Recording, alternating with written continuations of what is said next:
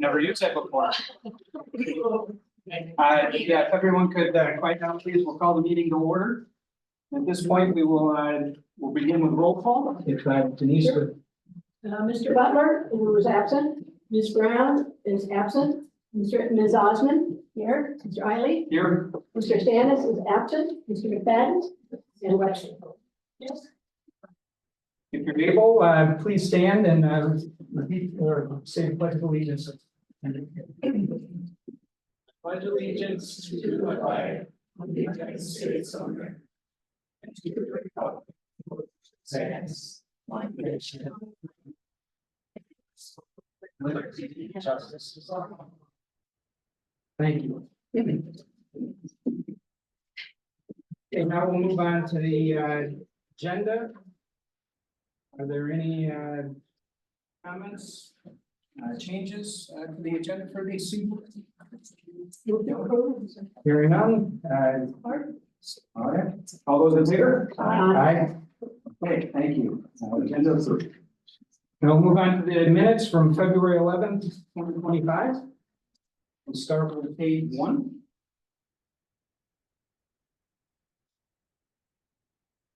Move on to page 2. Page 3. Page 4. It's really comment I had is on number 4. Didn't we make a motion to postpone and not table? Or Yeah, postpone is a word that we like. so we can make that change. So then you have to go to page 2 and do the same thing. Oh, was it? Yeah. Keep on going.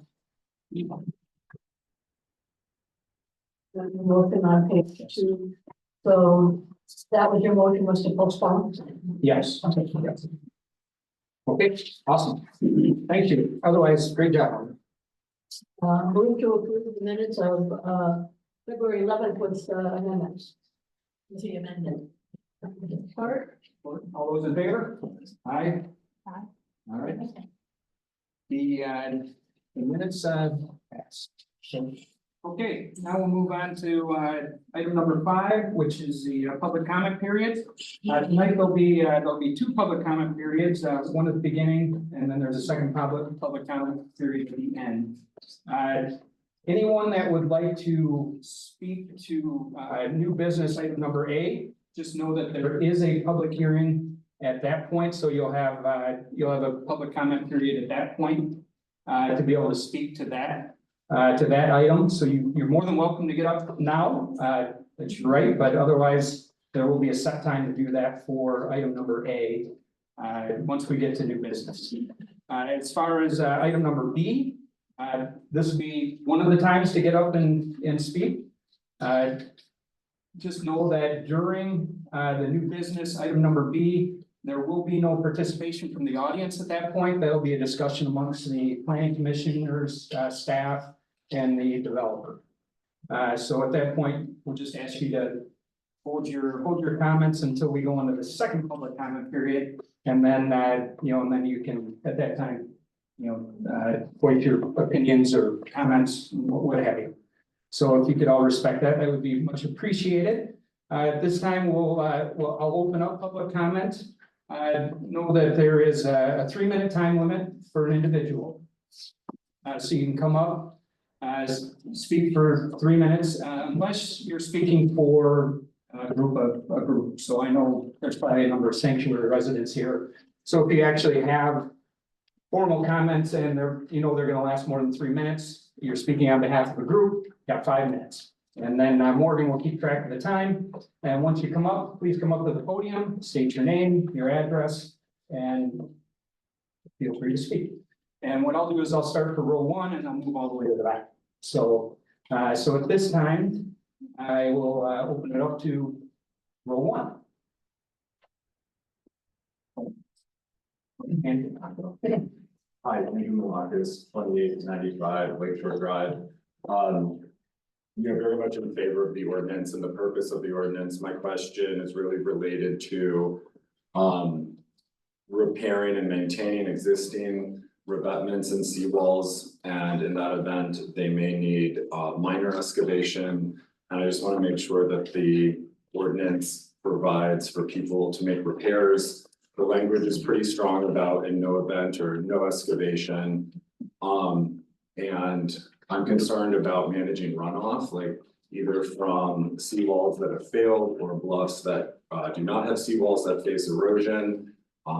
When they're naturally vegetated, the runoff perks into the soil, but if people are not allowed to bring the slopes back to a reasonable grade so vegetation can grow, it'll create a further runoff problem, which is contributing to the water quality issues that the lake is seeing. So I noticed Lene and I were just talking about this before the meeting, and it does provide for within 10 feet of a permitted structure. I just want to make sure there's enough thought going into that, that if someone has a larger bluff that's eroded, that it provides and encourages people to manage the runoff and not just let lawns and Lakeshore Drive run directly into the lake.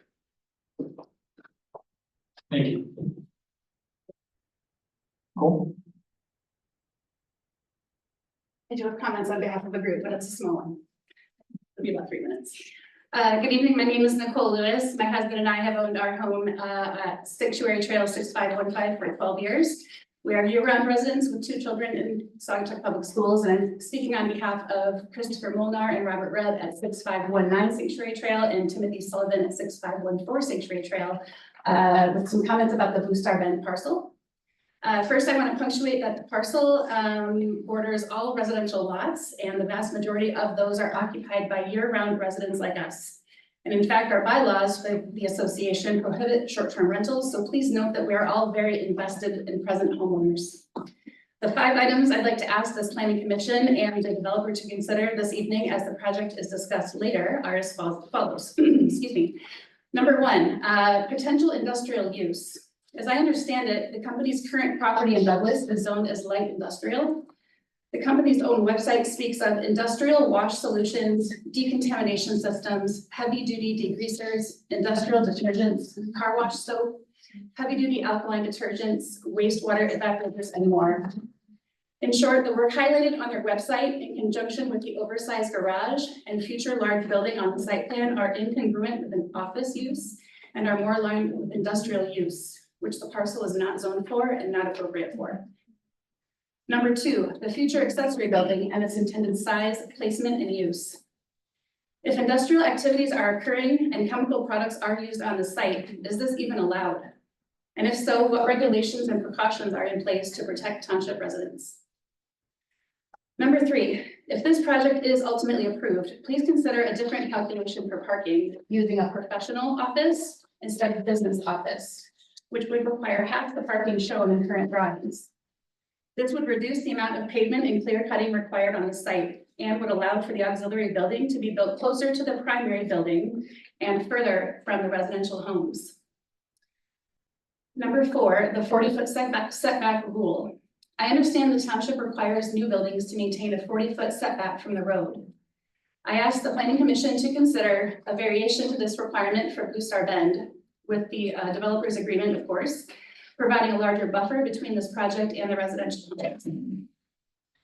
Number 5, in any case, we would also ask the developer to consider adding a low rock wall along any parking spaces that face our homes and consider several native trees or things of that nature with irrigation in his plans to maintain an appropriate and somewhat natural boundary. But with all of this being said, the inclusion of more than 3,200 square feet of combined garage space and tractor trailer parking suggests to me that this is not simply an office building being proposed. And I asked the planning commission to ensure the appropriate uses planned for this property.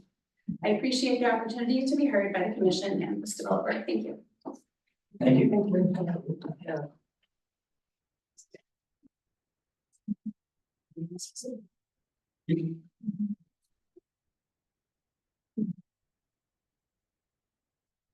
Hi, everyone. My name is Peter Vise, and I live with my wife and 2 children on Sanctuary Trail in Saugatuck. I wanted to raise a few concerns regarding the proposed development on Blue Star that Lowell was just speaking to. I'm sorry. Say your address, please. Oh, 6527 Trail. This project is currently being billed as a sales office, but the company that will occupy this property, as Nicole alluded to, is a distributor of industrial and military grade cleaning systems. The proposed plans, at least from what I could tell in the civils, look like about 3,355 square feet of attached warehouse garage space, and then a future additional outbuilding of 1,200 square feet. So in total, we're over 4,000 square feet of warehouse space. The parcel is currently zoned C1 local commercial mixed use. Per the Saugatuck Township zoning ordinance, the C1 district is intended to, and I'm quoting here, encourage and accommodate businesses with smaller market areas, storefronts on ground story, as well as upper story or attached residential units and local market retail, personal services, office and professional services. So with that said, we're being told this is a sales office and the parking is going to be what the indoor warehouse is used for. It's parking for the employees. But I think we need to examine what we know, given the drawing of what we're being told on this. Examining the drawings at hand, it's clear that this is not a C1 property as it's drawn. I believe it's clear that the proper and necessary zoning for these plans as drawn would be L1 light industrial, which happens to be the current zoning of their current office space in Douglas. But per the zoning ordinance in Saugatuck Township, L1 is intended for warehousing, distribution, and support services, which I imagine could be sales and project management that go with this sort of industry. So I find that L1 to be a nearly perfect match given the criteria and looking at the proposed use. So I think in summary, to approve this as it stands would be a direct violation of our current zoning ordinance, and this operation would be better suited under light industrial, such as 134th or other areas of Saugatuck Township. Thanks. Thank you. Anyone else in row one? Row two?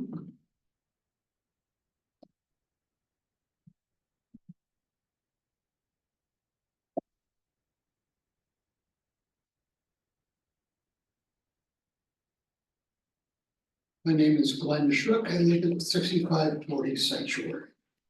And I'm not going to get into specifics such as the two previous speakers, but it's sort of a gut level reaction to what's going on with this wash system building.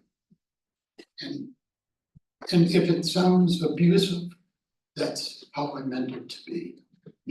What mindset directs them to mutilate a virgin stand of trees to highlight a building and company that does not require it to stand alone amongst this basically a forest or woods? People don't drive by this place and say, ah, that's where they are. No one cares unless they're looking for it. And what hubris gives this group the power to just clear cut a stand of trees and build a 2-story monolith of a building in a zone commercial, but in reality, it's light industrial, so as to visually and audibly destroy the reasons for us moving to the sanctuary. End of comment. Thank you. Number one.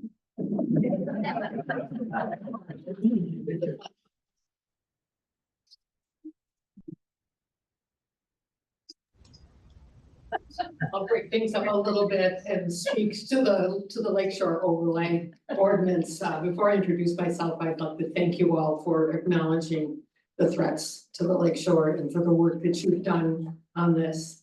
My name is Kate Clemens. I live at 6908 Shore Drive, which is south of the washout. Our frontage is just north of Birchmore.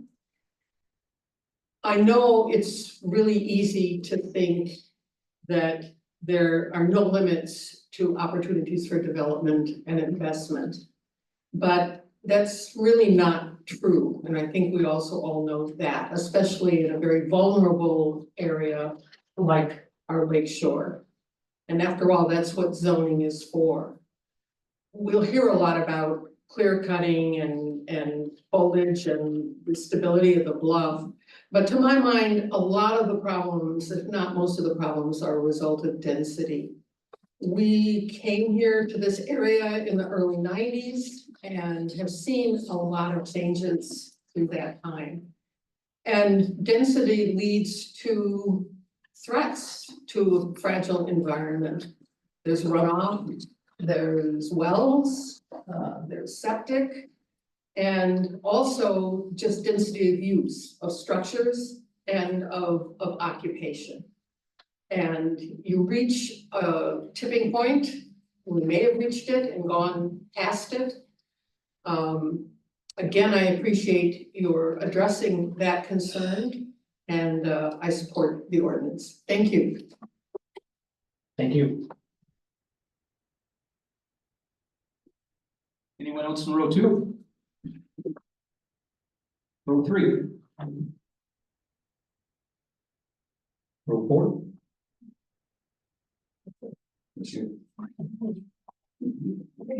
Speak at the hearing. Yes. Yeah, just as a reminder, and once again, you're welcome to speak, but we will, regarding the ordinance, there will be a public comment period at that. So, just so you. This is my sister. I'm Vanaway. My name is Charlene, and I and my husband Doug live at 2566 Lakeshore Drive since 1990. Thank you to all the board members, as I believe this will be kind of a lengthy meeting, and we truly appreciate all you do. I'm Italian, but I'm going to keep this short. Those of you who know me know that's kind of hard, but I promise to do it. I strongly support the zoning revisions which incorporate the best practices from many communities around the lake. And it looks like you've done a lot of research to get to this point. We lived next to once what was a beautiful lot that is now devastated because of the severe revetment and clear cutting of trees that today also threatens our property along the northern edge. I encourage everyone who has not seen it to drive by our home at 2566 Lakeshore Drive and to take a look firsthand at what they have done to the north side of our property. We are not alone. There are at least 4 other parcels along Lakeshore Drive in the township where the terrain is being altered and the environment will be forever destroyed. Property values are at risk, that's no brainer. Erosion is at risk, that's a no-brainer. Maintaining the integrity of the land is hugely at risk. Every element of this well thought out zoning ordinance is extremely important to keep this from happening elsewhere and to provide standards for reasonable development. We don't want this to become the Wild West where everyone can just do whatever they please without regulations. It will start to become more suburban looking than our really awesome community. In conclusion, we'd like to stand up to special interest groups who want to protect their pocketbook at the expense of our environment and our neighborhood. Some of them don't even necessarily live here. I thank you for your time.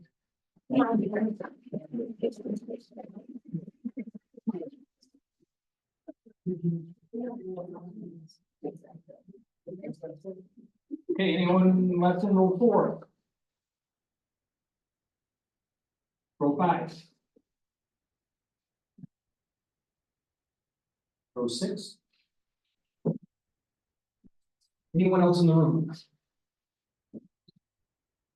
No? How about Zoom? Oh, I'm sorry. Sorry, I Okay. didn't know you Valerie, so. You're slow. Sorry. My name is Kelly Huggett and I live at 2551 Lakeshore Drive and we have been in the community for 20 years. I too would like to just thank you guys for having us be here today and really want to speak in support of the ordinance as well. Over the 20 years that I've lived on Lakeshore It has been such a privilege and joy to live literally with the wildlife and enjoy the property and enjoy the lake and the bluff and so many things. And it has been truly devastating, like brought my children to tears to see what has happened to the bluff and the lakeshore, and to literally watch it be destroyed and the habitat be destroyed for the deer and the wildlife. And it really does seem like, especially in the last several years, it has been without regard. So that's what it feels like, you know, I know the ordinance is, I don't know how things have changed, but it really does feel like it's been without regard. I know when we built, we were told that you have to be mindful of the number of trees that you cut down, et cetera.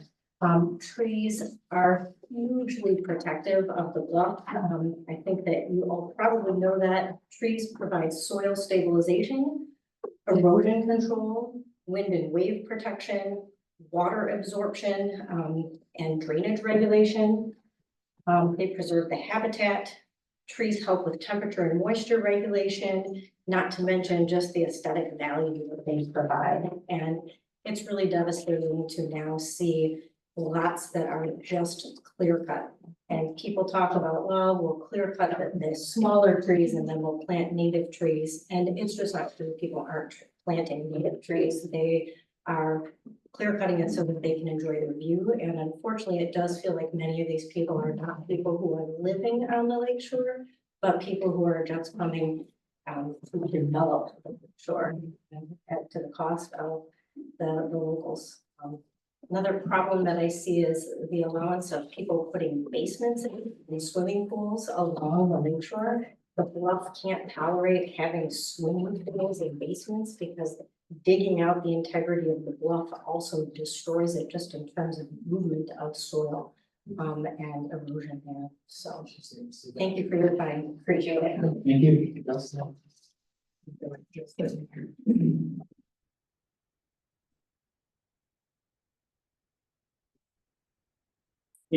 Thank you for holding the meeting. I'm Jim Sullivan with the 2420 Lakeshore Drive. I approve of all the provisions of this great proposed ordinance, except one. The use of Lakeshore Drive as the designation line for the designated district is somewhat arbitrary.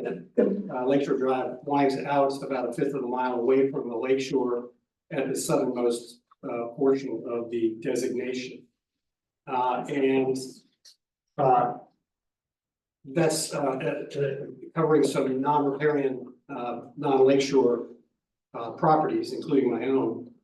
And if, for example, that made logical sense to almost 1/5 of a mile away from the shore to designate the district, then in fairness, it should go up to Wiley Road at about 1,000 feet from the bluff. That would cover a whole lot more properties. But I just want to point out that if we could maybe take a look at modifying the designation boundary eastward of the area, that would be, I think, more logical way to do it. Thank you. Thank you. Anyone else in the room that here to public comment? Seeing none, I'll Zoom. Is there anyone more? If anyone would like to speak on Zoom, please raise your hand.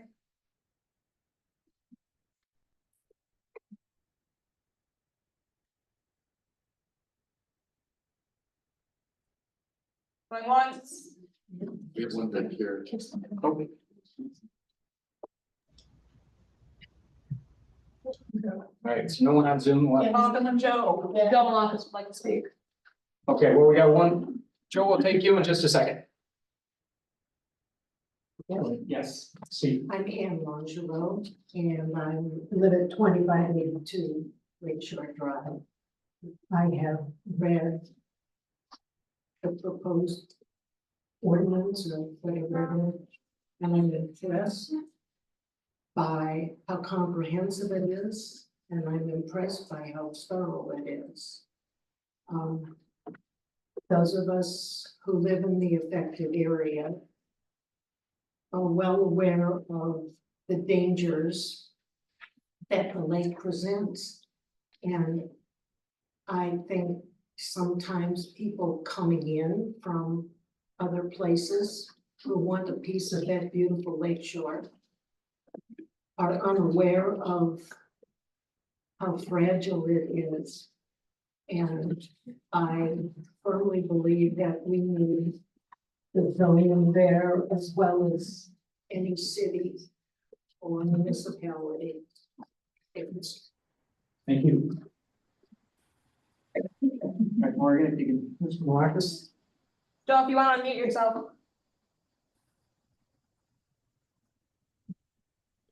How's that? Perfect. Can you hear me? Yes, we can. So my question is this general comment period, or is this the public hearing on the ordinance? No, this is just general comment period. There'll be All a right. public hearing Okay. and yeah. I'll save it for the hearing. Thank you. Okay. I think that's everyone on Zoom and in the audience. So at this time, I'll close the public comment period. We will move on to new business. The first order of business is a public hearing and consideration of a zoning ordinance, text amendment, and zoning ordinance map change to include the lakeside overlay and associated zoning standards in sections 5.2, 7.12, 11.9, 22.1, and table 2.20B. So at this point, Lene has a presentation. Or I some, just have a few comments. well, yeah, not presentation.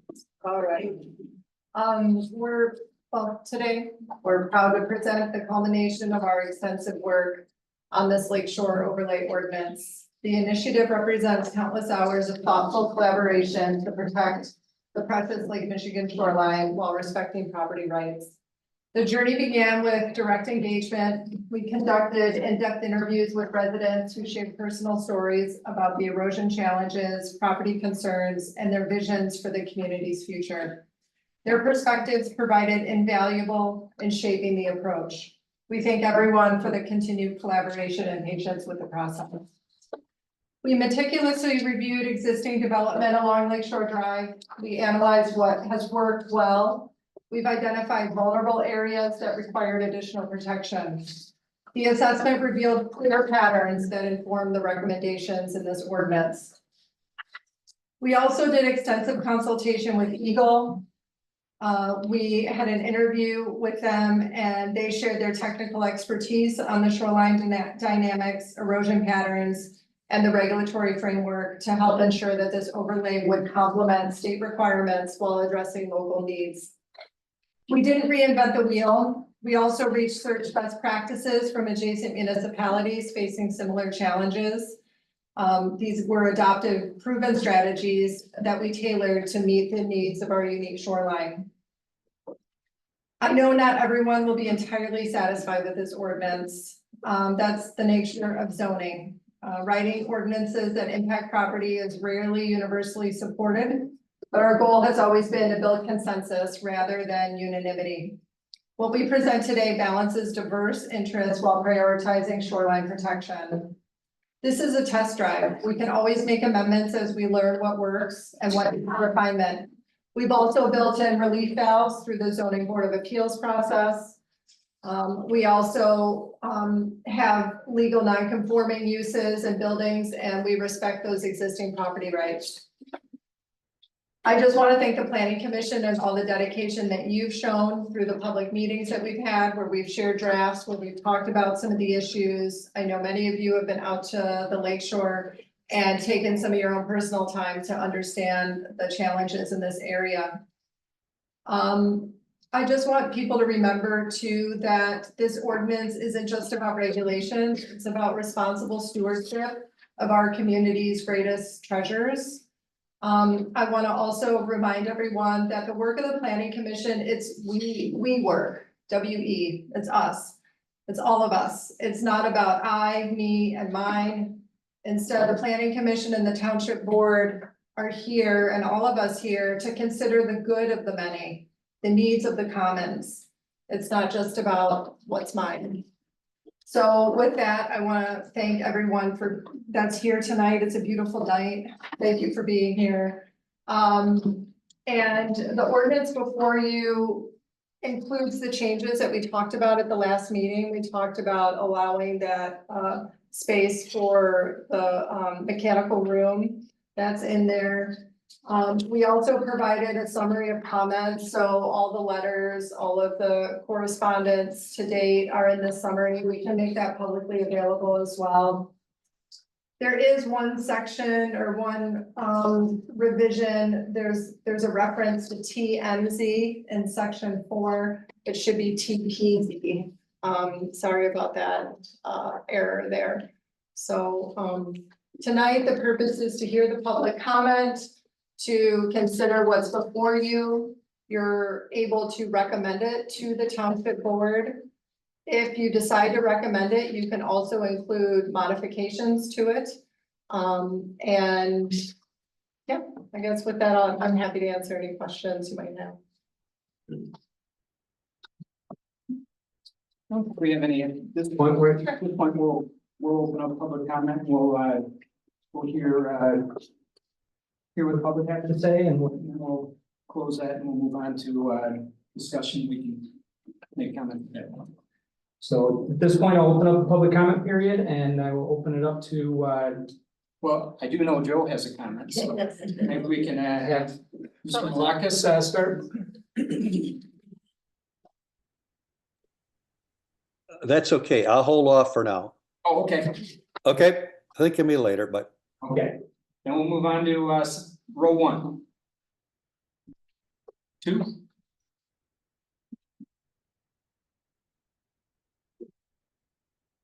Once again, I see the rules apply where you have 3 minutes unless you're speaking to have. I'll talk really fast anyway. I'm Sue Fensel. I live at 2492 Lakeshore Drive. I've been a full-time resident since 2017. A visitor since 1995 or 1955 when I was a year old. My grandparents had purchased a summer cottage in the 40s, and ever since then our families have been coming up. So I was one of those visitors every year. My parents retired here in 1988, and now I live here. Firstly, thank you, the commission, for their extensive efforts and research applied to these ordinances. As a community grows and expands, we need the framework in place to protect our home community and our investments. Several years ago, there was an editorial and commercial record encouraging us to protect the uniqueness of our community, which attracts residents and vacationers to gather here. The author also cautioned us not to become like so many other resort areas and communities where we just lose our uniqueness and are just like any other resort area. I'm afraid we've grown development to that point where we as residents and anyone with heart for the area need these ordinances in place to protect what makes us the area special and to protect ourselves from ourselves. Ordinances are a price to pay for both residential and economic growth. As a resident, the ordinance are meant to protect and preserve our homes and investment in our homes and our community from myopic development and redevelopment.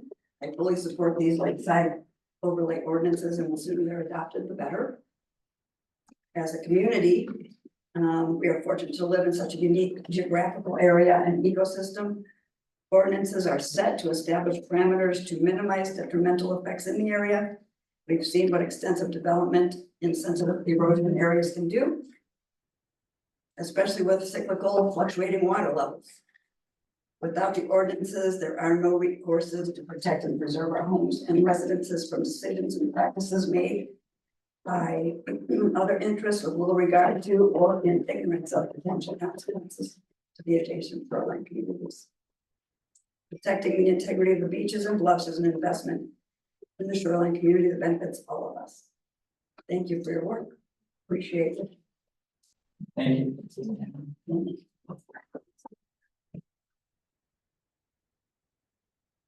Row 3. 4. 5. 6, 7. If there's anyone in the room, otherwise I'll move on to, okay, yes.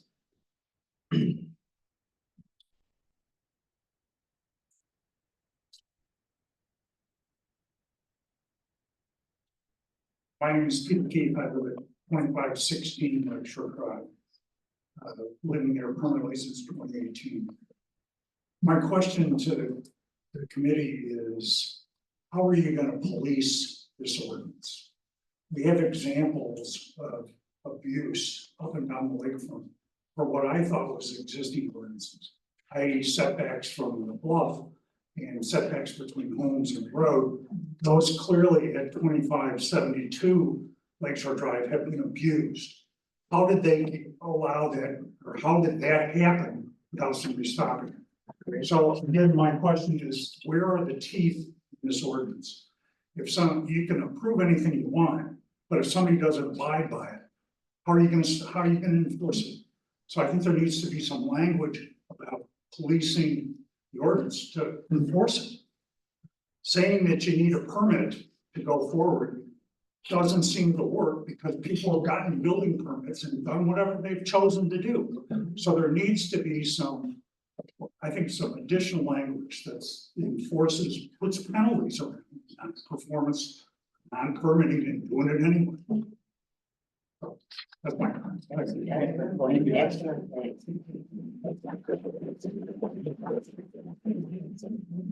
Is there anyone else? Okay, we'll move on to Zoom. If anyone on Zoom wishes to speak, please raise your hand. Can you see me? We cannot. Please say your name and address. Okay, my name is Ruth Tozer. My address is 2436 Lakeshore Drive. And back in the late 1800s, my great-grandfather came and built the farmhouse and an orchard, which is just located just north of M89 on the lakeside. And so I have been coming over there for 70 years, and in fact grew up on the other side of the state. And what I have seen has, over the years, has been a lot of change, a lot of noise with a lot of traffic, and a lot of development. And I really am in favor of this ordinance change, because I think that the trees need to be saved. There has to be areas for all of the animals to move around, the beaches, and what used to be dunes. My mother used to play on the dunes with Ginny Vogler and her cousins. So this farmhouse has been around for a long time.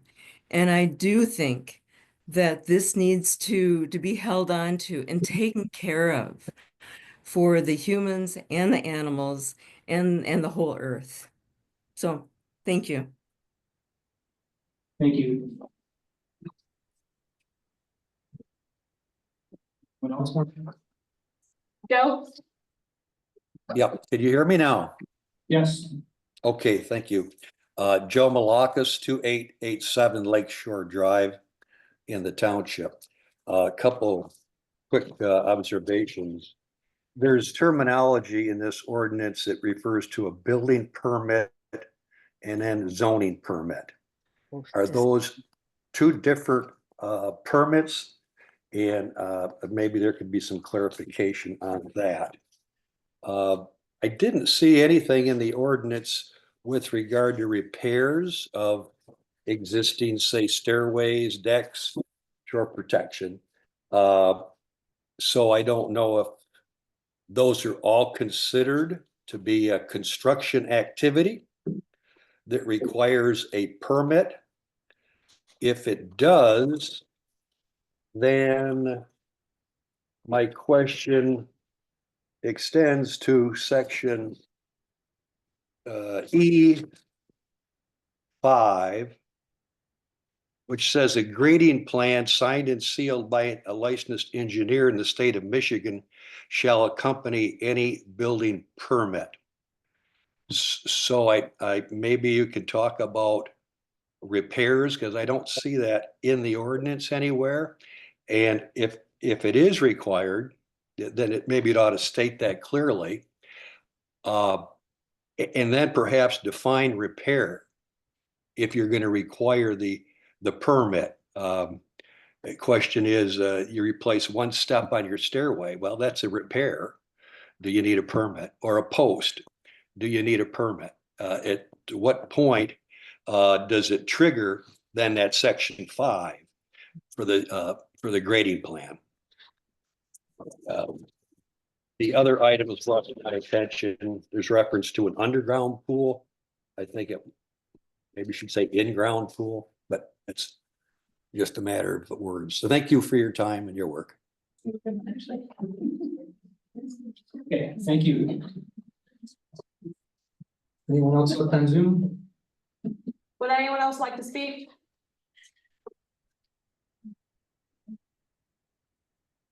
Okay, at this point, I will close the public comment period. And I will open it up to planning discussion. Renee, did you want to address how we enforce our ordinance? Because it's not just this ordinance, it's all our ordinances. So would that help if that we address that particular issue? Yeah, I can speak to this is just one section of many in our entire zoning ordinance. So what you don't see in the overlay is the rest of the book that has sections specific to violations and penalties and enforcement. So there is a process that we follow for any zoning matter related to violations. In the township, because we have so much, I mean, we really have seen an uptick in development. We all know this, especially after 2020. We do have in our building department, Leon Lawrence, who is new full-time. And he handles all the enforcement matters as well as oversees the building office, the building permit process. Leon has been instrumental in following up on any complaints we receive at the township. He started, I think when Cindy retired, so around October, November. And what's unique about the Lakeshore area now is that we have a building permit tracking software. And we have been able to tag every single parcel that is designated by the state of Michigan and the high risk erosion. And there's a red ticker bar that scrolls at the top of our computer screen whenever we enter any address that's in that high risk erosion or overlay. That's something new that we did, I think, about a year ago. Yeah. And we have now instituted in our office a 2-signature review process for any building permit or zoning permit in the critical dune or high risk erosion, or this, if this overlay is adopted, it would be the same. So we're doing our best to have those checks and balances in place moving forward. Certainly, yeah, there are people that ask for forgiveness later and we can't stop that, but we're doing our best to put in all the different procedures that we can do here at the township. Thank you. And really, the best way the township finds out about it is the public, the neighbors. Yeah. The people driving down the road that notice something and actually say something. Yeah. So, but to Renee's point, I do have somebody in place now that is able to go out there and follow through on it, so. Another thing that came up in regards to is the boundary. And notice that we had something came from we got it in our packet as well as we looked at the map. Is there any, credence to the change of the boundary? By putting a boundary in the middle of a parcel, I know that becomes very difficult. And why we use roads and not split a parcel and so forth. But is there any really, I don't see it, but again, I'm going to address that is there something that we could look at in regards to that concern? We did stick with that road, and I was gonna look for the map of the high risk erosion boundary of the state. I understand the comment. We worked in conjunction with our township attorney. And the recommendation was it was either to include everything zoned, R3, I believe, or to really focus on that west side of Lakeshore Drive. Yeah, so. It looks to me like that west side of Lakeshore Drive, it's really from the M89 all the way up to, or just north of Wiley Road, Finally, correct? correct, Yes. yeah. Yes, and I do understand that there are, much deeper parcels to the south of the township. If we wanted to change that boundary, we would have to renotice the public hearing because that represents sort of a physical change as to the parcels that are applicable with this overlay. The question came up in regards to repair of existing stairs. Is there something in here that I've missed to address that? We do have in the section, about permitting, we do reference stairs. In, section H in the back, that all construction activities, including placement of stairs. So that's placement, I guess I would defer to our building department and the building code, whether repairs of existing stairs required a building permit or not. Would it require a zoning? Is the question is the difference between zoning and a building permit? It's like, okay, you get the zoning first and then go to building? When you apply for a building permit, the zoning permit is part of that permit package. So if the repair of the stairs required a building permit, then a zoning permit would be part of that. I don't know whether repair of stairs requires a building permit. Do you, Cindy? It requires a permit when it's beyond ordinary maintenance and repair. So it's not real clear cut in the building code, but it is in there and it speaks to ordinary maintenance and repair. So if you're painting something, if you have to replace a step because a tree fell on it. Right. If you have to replace a post because it eroded away, it probably would not require a building permit because that would be ordinary maintenance and repair. What you would do like around the house. Sure.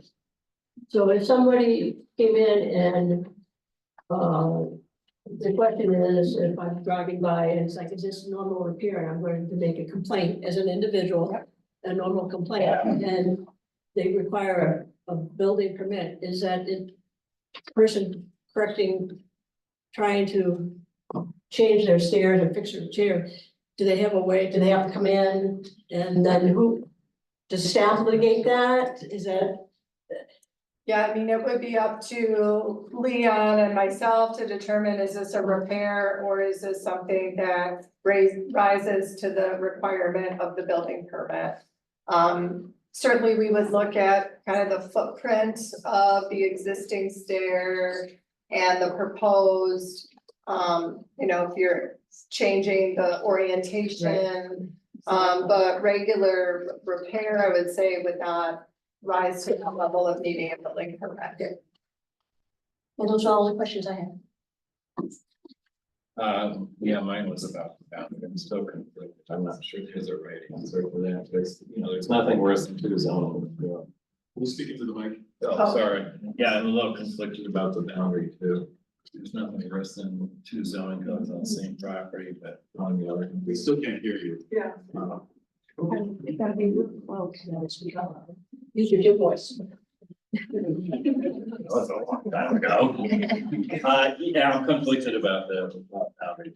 So I don't know that there's the right answer. No.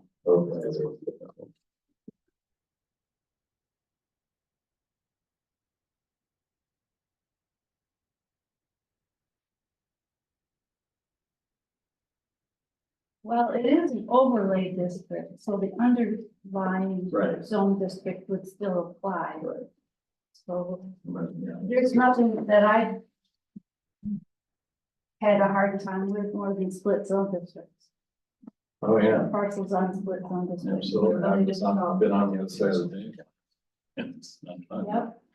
Trying to figure out what does that exactly mean, it's not always that we're changing.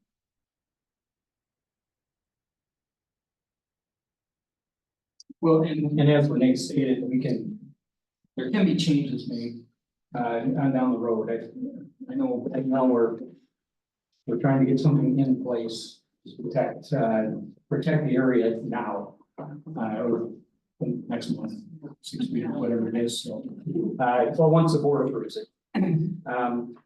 So, I definitely think it's something we can discuss in the future, but at this point, we'd like to get something on the books. I know Andrew, he brought up, like repairs to abutments and, trying to, Yes, and I appreciate him bringing that question to me. In section F1, that's a section on excavation, earth moving and land contouring. It says that it shall be unlawful to excavate, move earth, amend or contour land within the overlay, except within 10 feet of the building permit. And except for the purposes of construction of a permitted building or structure. So I feel like that second part of that phrase, a permitted structure, if Army Corps permitted some type of revetment at the toe of the bluff or that area, then we would allow that any type of earthwork to do that revetment. And that would be reviewed and permitted by Eagle, correct? Eagle, it's mostly, I believe it's it's Army Corps when it touches the lake. This ordinance is not meant to regulate hard armoring. That was something that was brought to our attention. We worked with our township attorney. And our goal is to first do this overlay and then begin a more in-depth analysis and conversation with Army Corps, Eagle, community members about piers, revetments, hard armoring.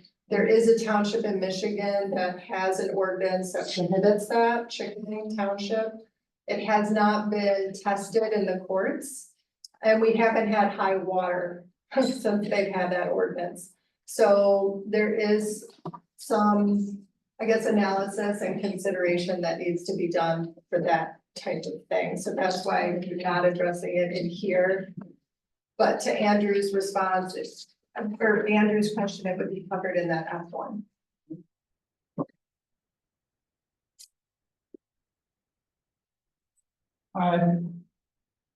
We received some comments regarding the mechanical room, the size of the mechanical room. Yes. And I know we had talked about 100 square feet, and then we saw some drawings that kind of told us that might be a little difficult for some of the larger square footage homes.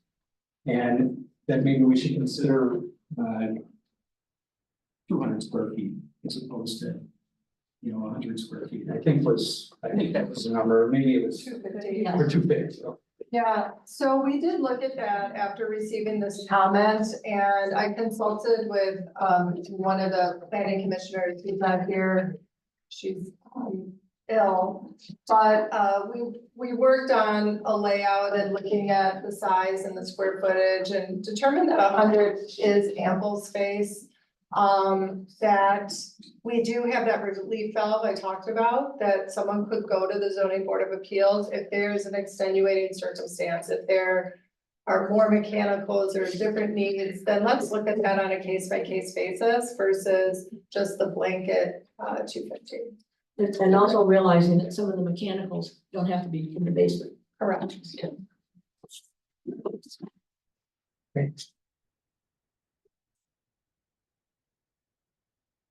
I just had the word funiculars circled because I had to look that one up. Oh, yeah.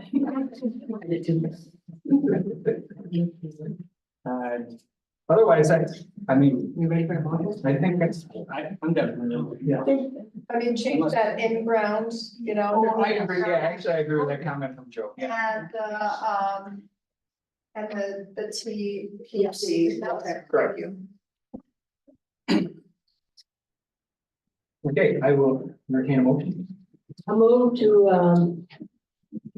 approve an ordinance to amend the Saugatuck Township zoning map, section 7.12, 11.90, 22.1, and table 22B of the township zoning ordinance to create a new lakeshore overlay district and to rezone all land within the township that lies to the west of Lakeshore Drive to be within the boundaries of the district.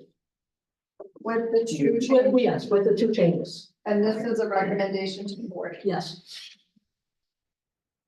Do I hear a second? Second. All right. Is there any discussion? We've already done that, so we're good. Okay. We'll, we should do a roll call vote. Sure. Mr. Butler is absent, Mr. Brown, Ms. Osmond, Yes. Mr. Riley, Yes. Mr. Stannis is absent, and Mr.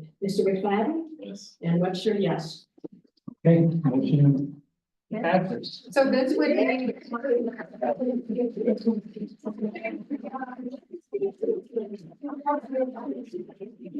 So this would be on the agenda for the township board at their April meeting. I believe it's the second Wednesday in April. And we still have a moratorium, right? We still have a moratorium until an ordinance is effective. So it would, if it is adopted in April, I believe it's effective, maybe 2 weeks after it's published. in So the- by May 1st, it's most likely moratorium. Yeah. And that just automatically just happens? Yes, the moratorium just automatically goes away. Thank you. Thank you. At this time, I'd like to take a 5-minute recess to allow the next, the project to set up. Anyone that, does not want to stay for the remainder of the meeting, is welcome to get up and leave at this point. Or if you have to, get a drink or what have you. And then we'll reconvene at 7:02.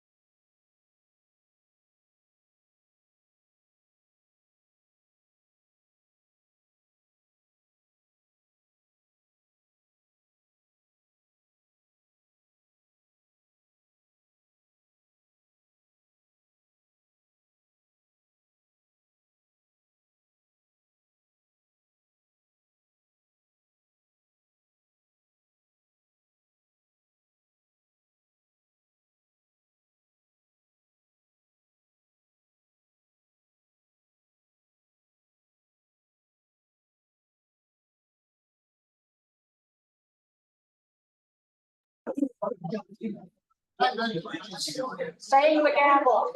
Yeah. Oh, I see. This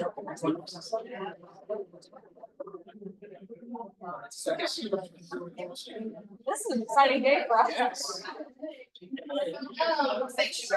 So the two, we could, have seat. You're not staying for the rest of the meeting, you can always discuss it outside. It's beautiful.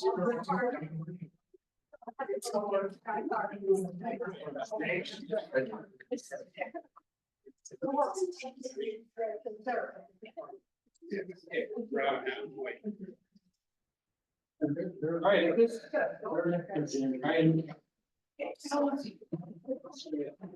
Excuse me, in the back, you can discuss, finish your discussion outside, please. Thank you.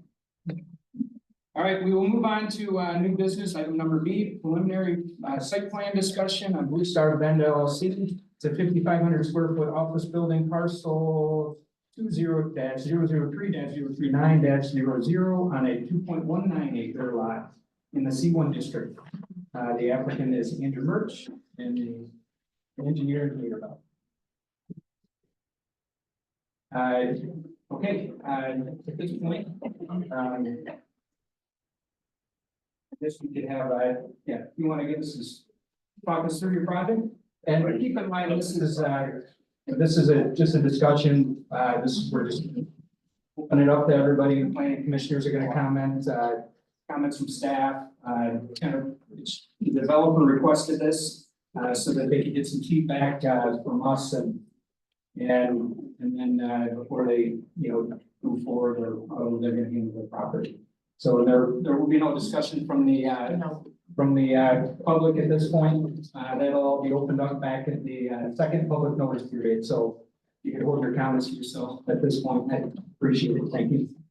Mr. Chair, I also just want to make sure that like you said, this is just discussion. There's going to be no voting. I want to make sure that the applicant knows that the planning commission may weigh in and offer ideas, but by no means is that any sort of decision. Is it anything that's locked in? I just want to give that caveat, so you're aware. Yep, Thank you. appreciate that, Lonnie. All right. Yeah, appreciate being able to present tonight and just get some initial feedback from everyone. So my name is Mike Baker. I'm with Naderveld. I'm the civil engineer on the project. And I'm here with the owner, Eric Murch, and also the architect, Charles Carlson.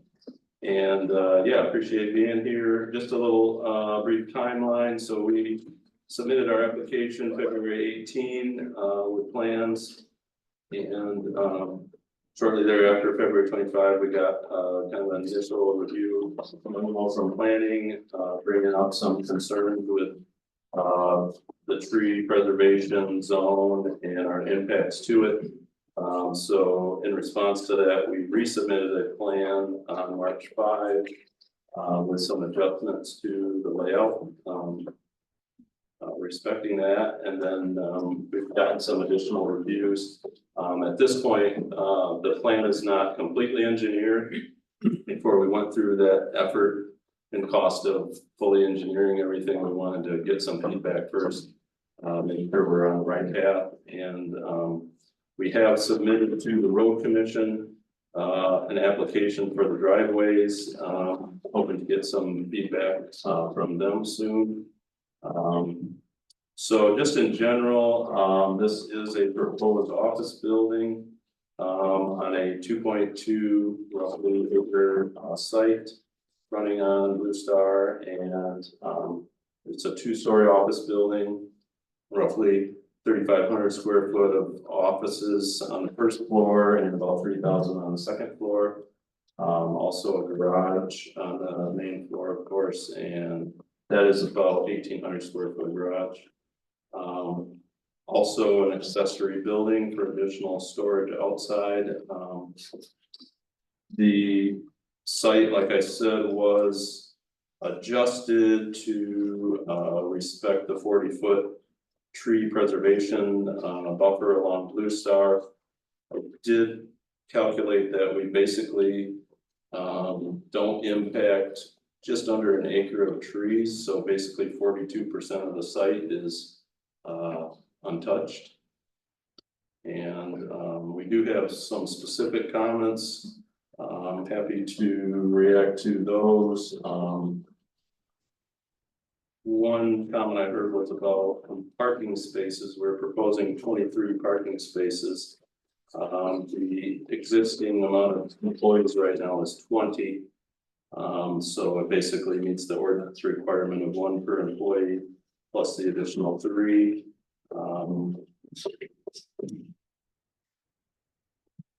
Do have some comments from the township engineer, which are also preliminary, related to some utility layout items of the sanitary sewer lateral and how we connect that in. The water service locations. They were not able to respond to the stormwater yet because we haven't finalized those calculations, like I mentioned. I will mention a little bit about stormwater. So this site is a little unique in that it doesn't really have a outlet for stormwater, like a ditch or a pipe or anything to release the stormwater to. So we do have to basically contain all of our stormwater on site. And the county requirements to do that are to basically contain 200-year events, the volume of water from that back to back. And so that's why you can see there's some multiple basins there, which are to basically infiltrate that water into the ground, into the sandy soils. We did, the design intent is to minimize the impervious. We went with a one-way drive to avoid large turnaround on site and also just for ease of traffic movement through the site. The one-way allows us to have a little narrower drives and parking field with the angled spaces. And that is our intent, is to minimize the overall impact of the design by reducing the impervious, and that also allows us to reduce the retention areas. Just with that, I'll finish my comments and take any questions.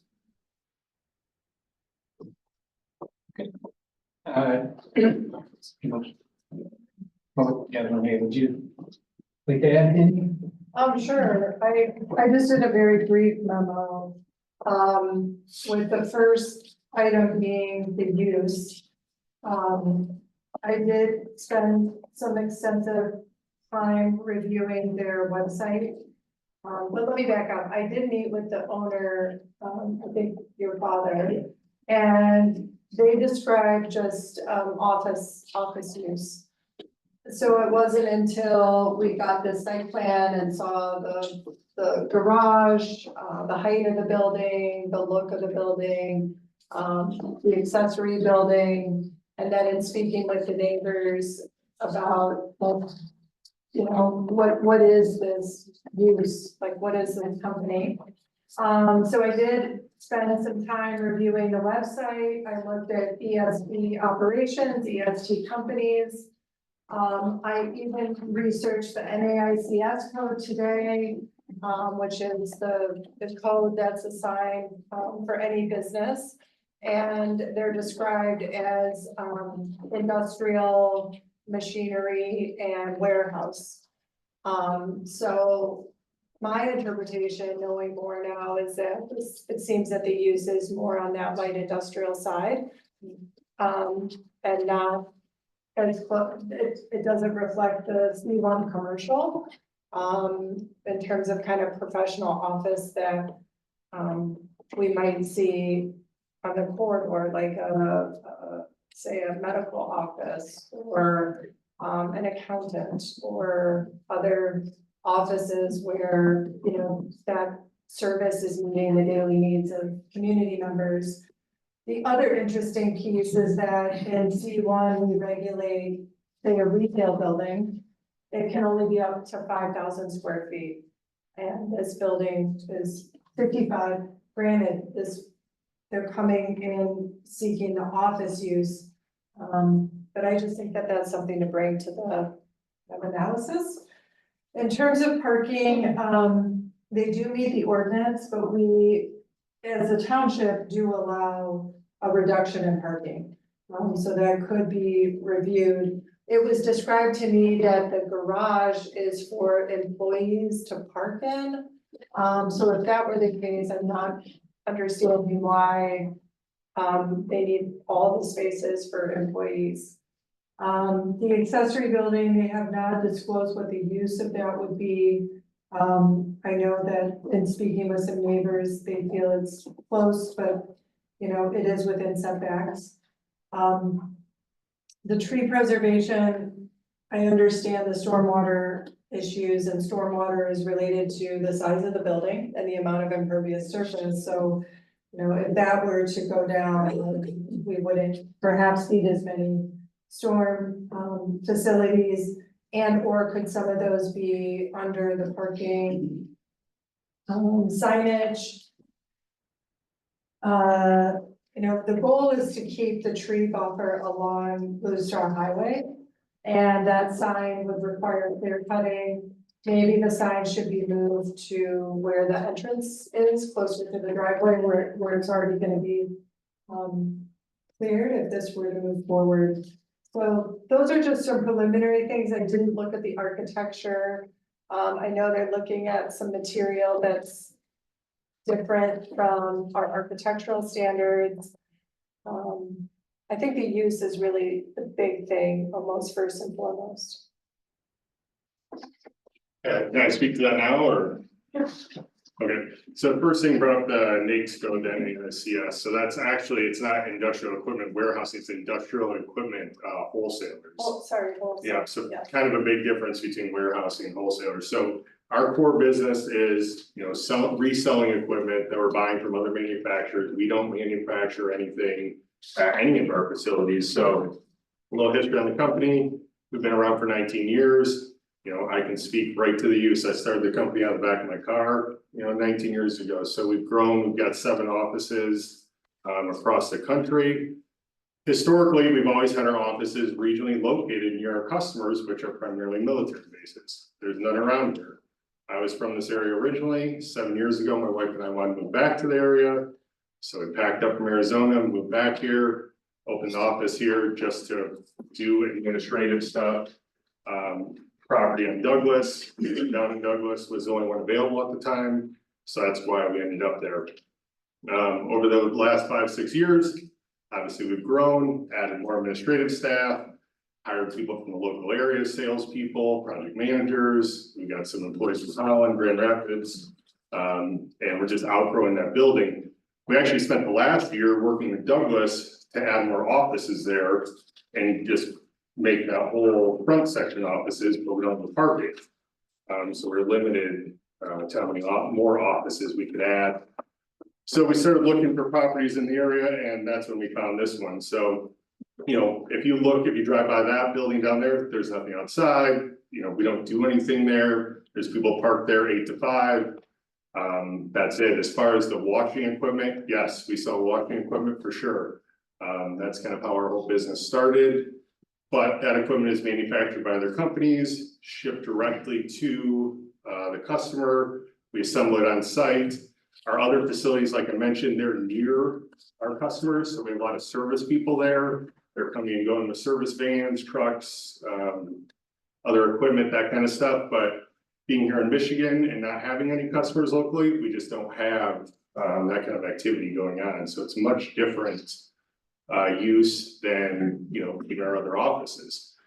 So in this building, like it was mentioned, we got 20 offices that we want to put in. So this is salespeople, outside sales, inside sales, project management, project coordinators. You mentioned accounting. Our whole accounting team is here. Our CFO moved here from Arizona. So those are the kind of jobs that are going to be in there. As far as the garage, you know, like I've heard parking, you know, I like to park inside in winter. I mean, it's Michigan, so that is part of it. But a big thing is, you know, we go to trade shows around the country, and and our sales guys are here, so if anyone's been to one of these big expos at a convention center. You know, we've got like a 20x20 booth or a 20x30 booth or a 10x30 booth, depending on the trade show. So we need somewhere to bring it back. Our sales guys can set it up before they go, bring it back, set it up, clean it up, put it back away. That's the kind of stuff that we'd be storing in there. In addition to, you know, just general office stuff that we've got, you know, floating around. When you've got an office full of 20 people, you know, you need materials and supplies and for general office use.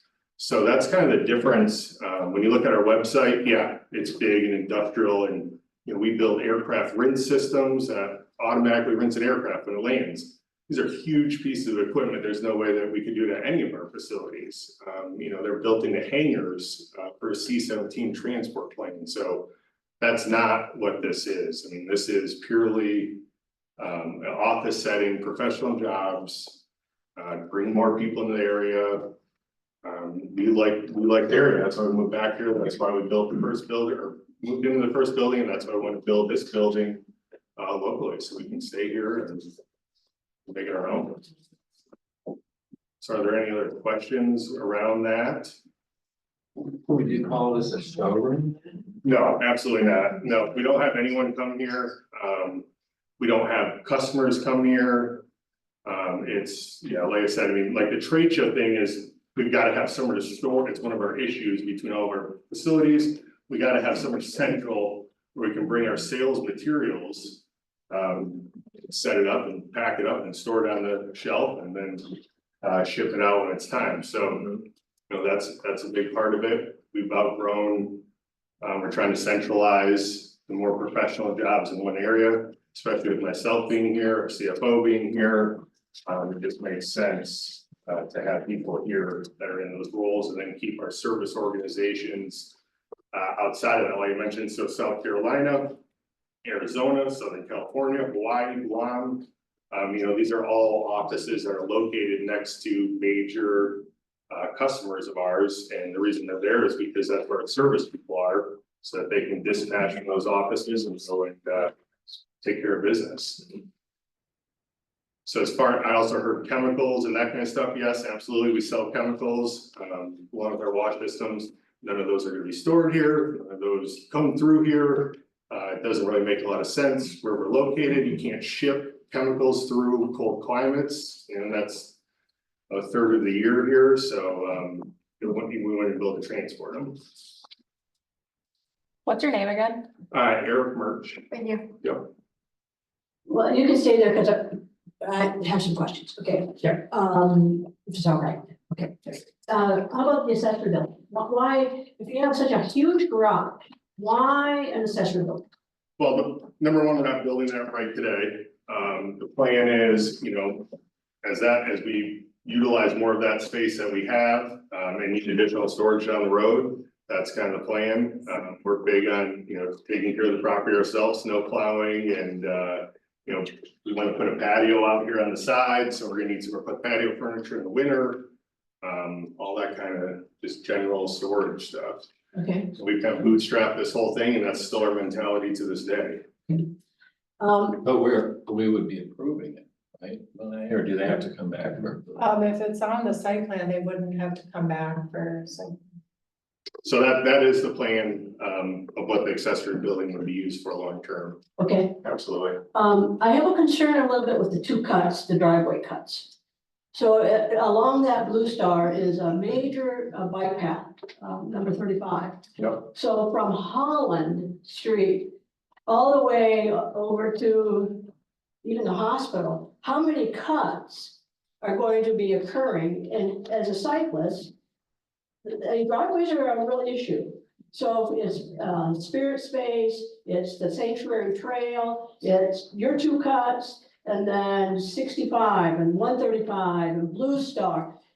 And then I think I get into the hospital. So there's a whole bunch of cuts there. So my concern is the driveway cuts. Why two? And I understand the one way and he's allowed. I understand that. However, I also have a concern with your parking lot behind a building. And as much as I think that we live in a very safe environment and community, However, that's an attractive nuisance right there. As that you're hidden, you can go behind your building and nobody sees you on Blue Star. And so now you're saying if there's some illicit behavior going on, you're relying on the residents to make the complaint. And I think that's, first of all, the safety for the residents, and that's a real concern, that the parking lot is behind. And so if I change the orientation of the building, which then goes along with one driveway cut and not so much retention ponds, then it becomes to the side of the building. Now I'm able to, passerbys on Blue Star are going to be able to see it. So that's a little concerning to me in regards to behind the building.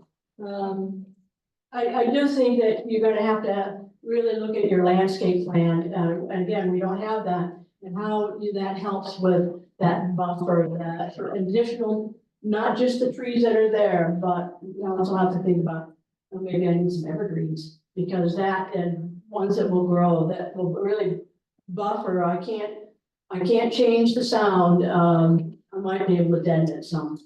But mainly the lighting and what kind of lighting you're gonna do so that it stays on that property and the residents don't have that issue. So I'm a little concerned with the safety of the parking lot behind the building. Right. And especially when you have young children there. And that's concerning. Okay. Yeah, I don't know if there's anything that you guys want to add about the parking, but. I can add something. Okay. Yeah, for the zoning ordinance, section 10.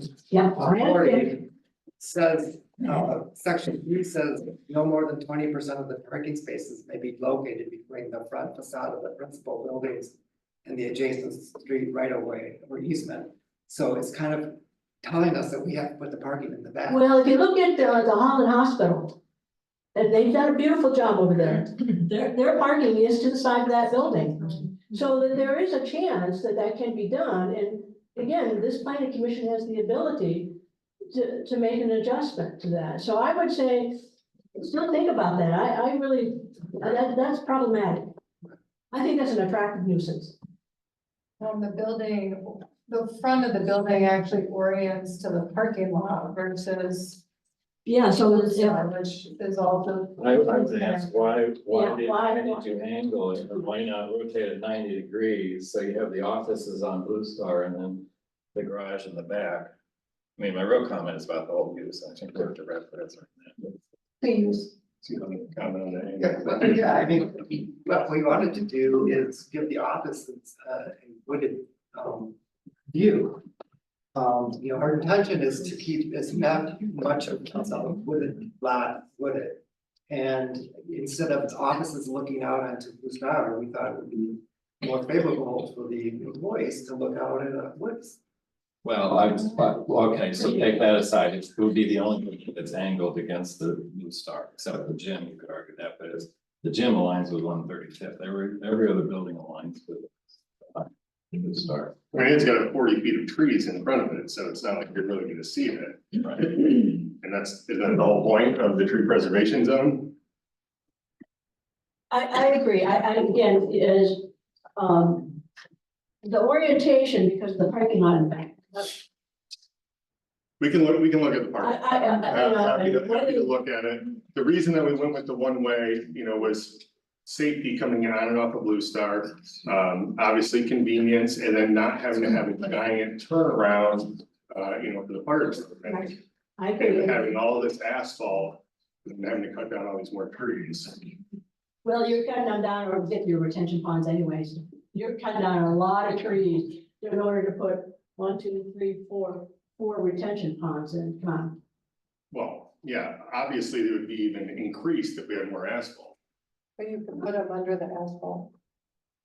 I'd have to. So I would just take a look at that. That's really concerning. Okay, happy to look at it. Back to the use, this just does not look like an office building, I mean, looks like a warehouse with an office building attached. I mean, I would say 20 offices in this area is an office building. I mean, I don't know where else you've got, that. I have two minor architectural comments, I think elevator, second floor, right? Yeah. And the split space block just looks kind of cheap. Well, that, we have some, Ground things. they would have to come in with more than this in regards to architectural design. Yeah, I think there's some questions about the materials and whether the materials that they're suggesting comply with the intent, but I know they. So we would see that in the final site, his site plan. But that is, Yeah, someone asked us to bring a block with us and some samples, which we did. You know, obviously, there's a requirement for a certain percentage of concrete and wood on the building. You know, as you can see in the drawings that we have, you know, we're planning on split face block on a portion of the building. And we want to use an architectural IMP panel for the remainder, and those were the samples that we had brought in. There's obviously a lot of different options.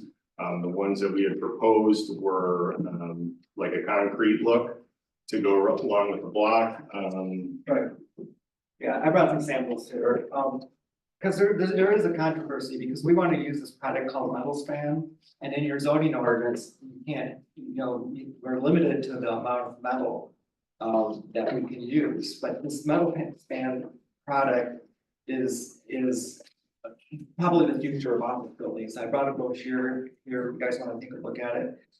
They offer two finishes that look like stucco or concrete.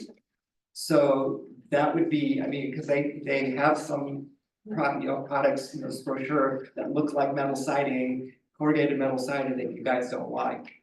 And, or that's not part of the zoning, but we're not suggesting that. We're suggesting the two products that look more like stone or concrete.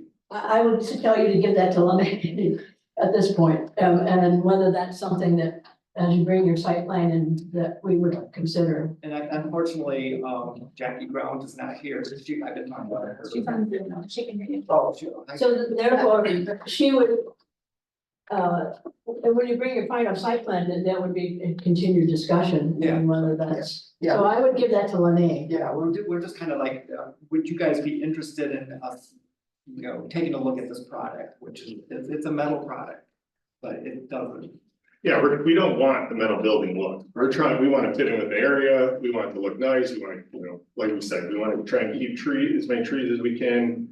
We're not trying to build a pole barn here. We're trying to build a nice office building that's going to fit in. What you brought up, the lighting, you know, obviously we want to use, you know, night sky, night compliant lights. We don't have customers come here, so we don't need some neon sign or, you know, the place lit up. Our people, you know, some come in at 7, some come in at 8, and they're all going at 5. I can tell you is that if in fact you keep this design, which you know, the driveways, you need to really think about, if they're coming in at 7, it's dark. And they're leaving at 5, remember, in the winter, it's dark. Yeah. So how are you going to buffer the headlights coming into your building during those times? So if that's what you're gonna keep, you're gonna have to figure out a way to buffer that, because you have a lot of residents, as you can see on your sign, who were right in line with those light headlights coming in. Sure, and I've heard those concerns, obviously, you know, on our next set of plans, we're already taking them into account, so.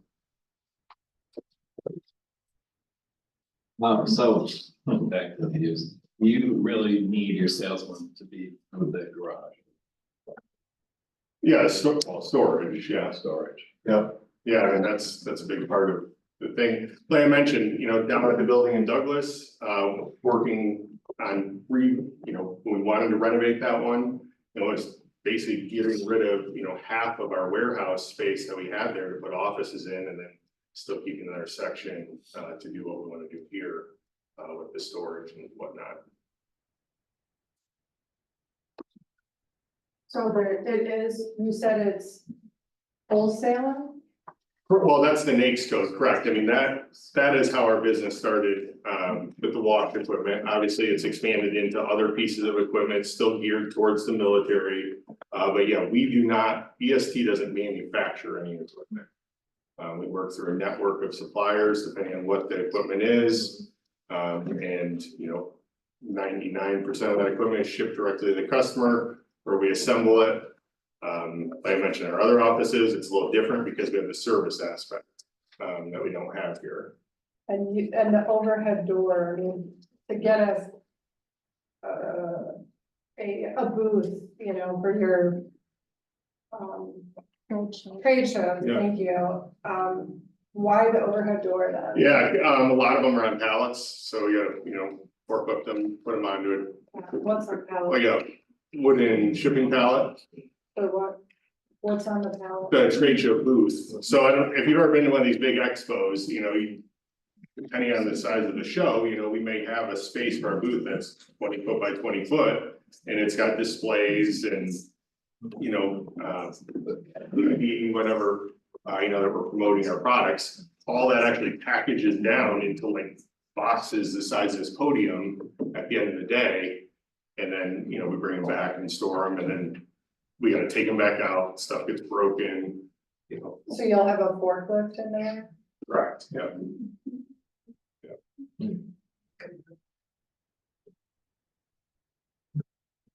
So I have a question regarding, Again, I mean, we're talking about like 5 times a year. I mean, this is very, I mean, if you ask our neighbors over in Douglas, I mean, we can't even get in our garage half the year because there's snow in front of it because we never open it. So I mean, this is like very minimal. as far as the garage space goes, you said you like to park there in the winter. Sure.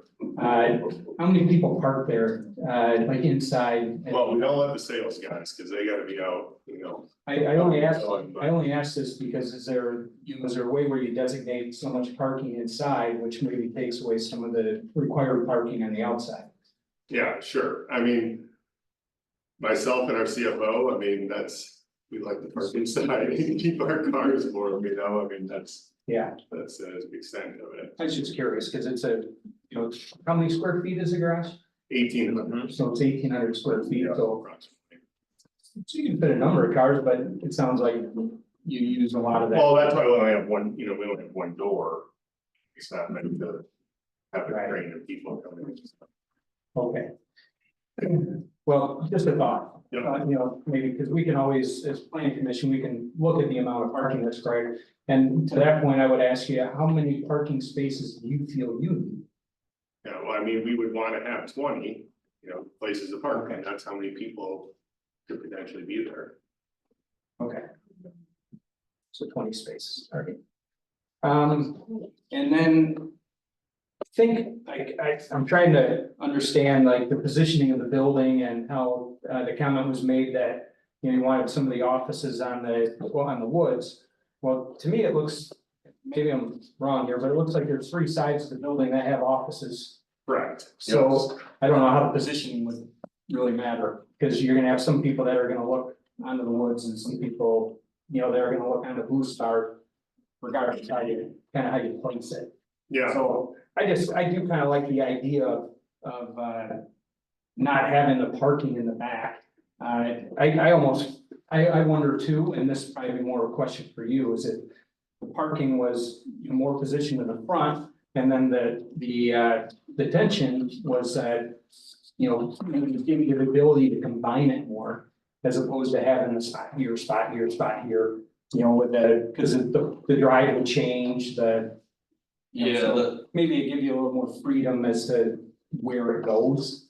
Yeah, the reason the detention is all separated is it's kind of low impact design. The water just goes straight off the pavement into those areas, so if we're trying to bring it all into one spot, then we're needing storm sewer pipes and collection, and it's like. Are you trying to do a green design, like a green engineering type? Basically, yeah, I mean, it's all infiltration, there's no release of water offsite, and it's, so yeah, it's low impact, but that's part of that is keeping it so it doesn't have to travel a long ways. The only thing that really allows us to reduce the volume is less impervious, so we can look at flipping parking and building, I guess, potentially, if that's something they're open to, that may present, you know, a reduction in impervious.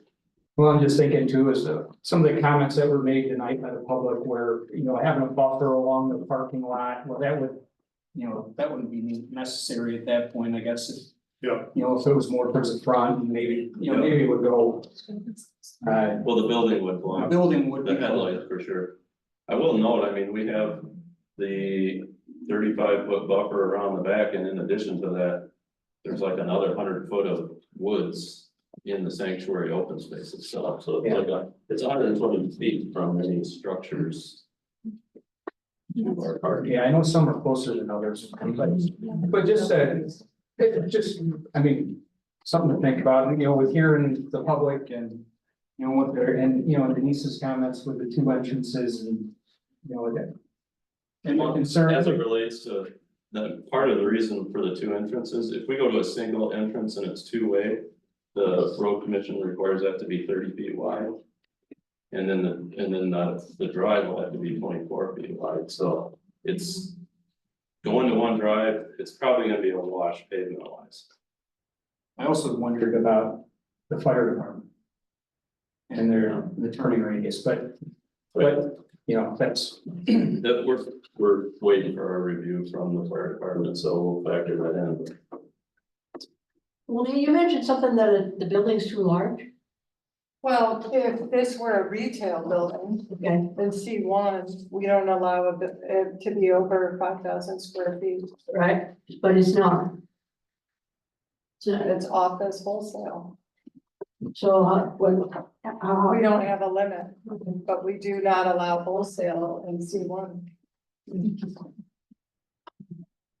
But you're not wholesaling out. No, building, absolutely not. It's administrative people to support a But wholesale. almost half of the footprint is storage area, garage.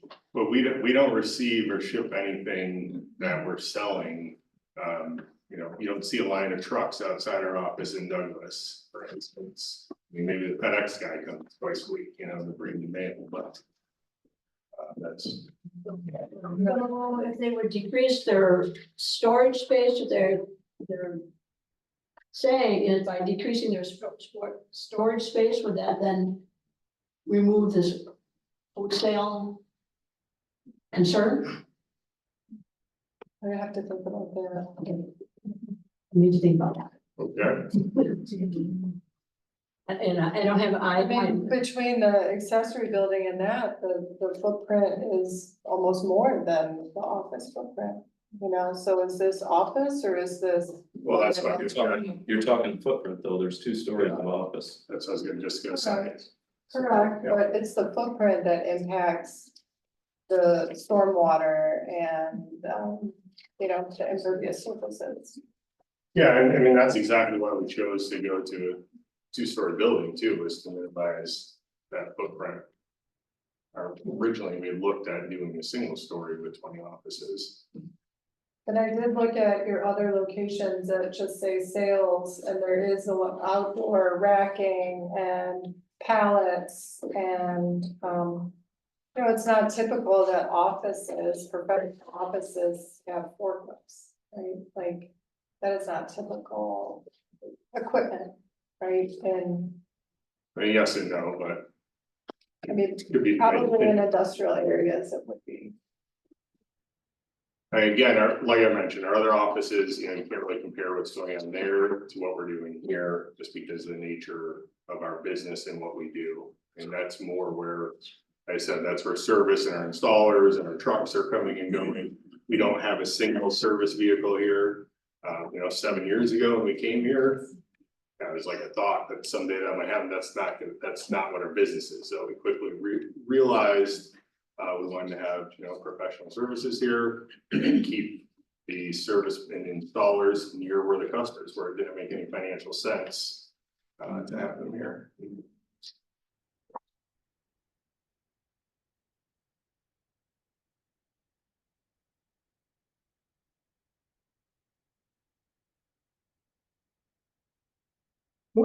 What would the accessory building be used for, do you think? Well, like I mentioned earlier, you know, for the future, you know, more storage. What's that? The patio. Yeah, like I said, patio furniture that's on the left side of the building. Plowing for snow, Snow plow, all that kind of stuff. Okay. Outdoor grill, yeah, It's like a, yeah. yeah, it's exactly, it's, yeah.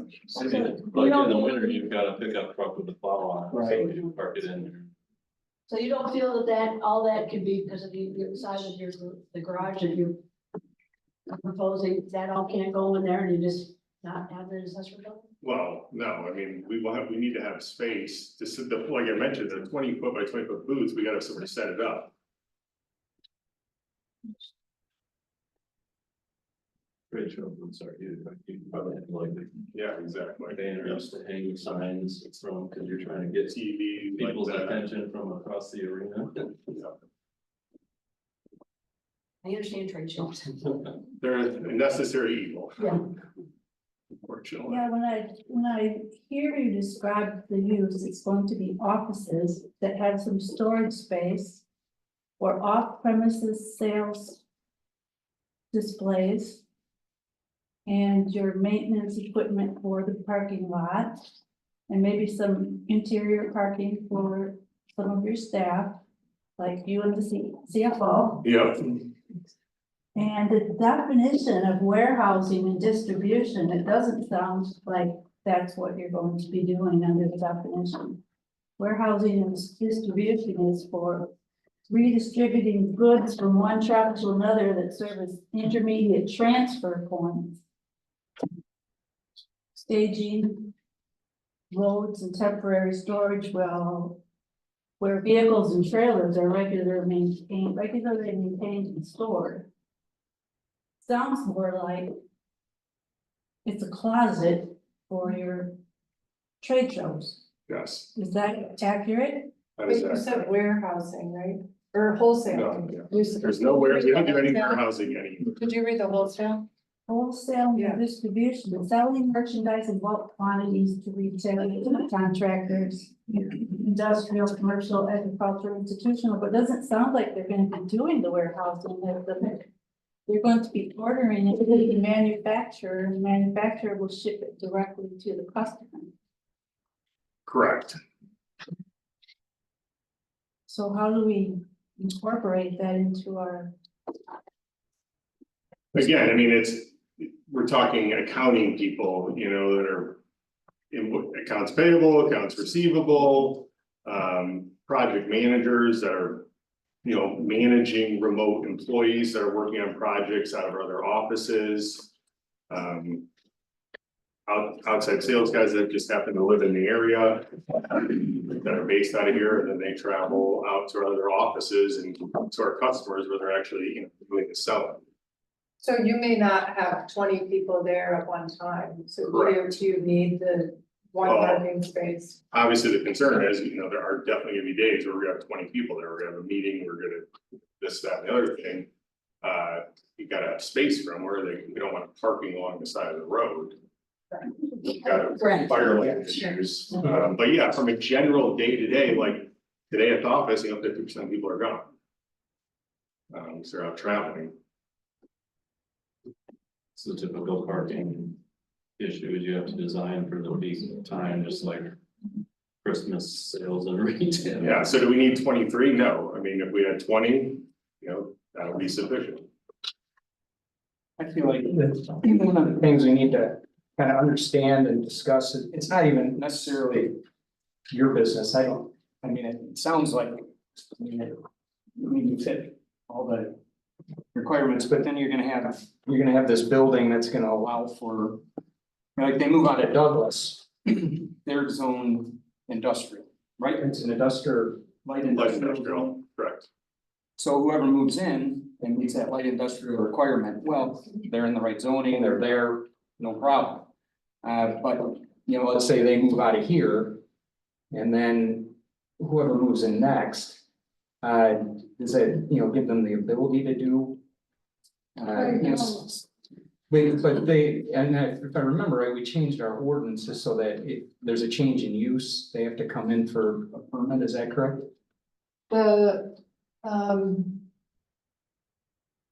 Only the permitted uses in the district would be allowed. So whatever can So no have matter to what, look it that have up. to meet the C1 Yes, requirements. correct. Yeah, okay. Just thinking down the road, and, you know, what kind of. But it sounds like we're covered there. So you won't have racking in, you mentioned storage, so, and I noticed it's 2 stories, so you have racking in there with product? No, no product.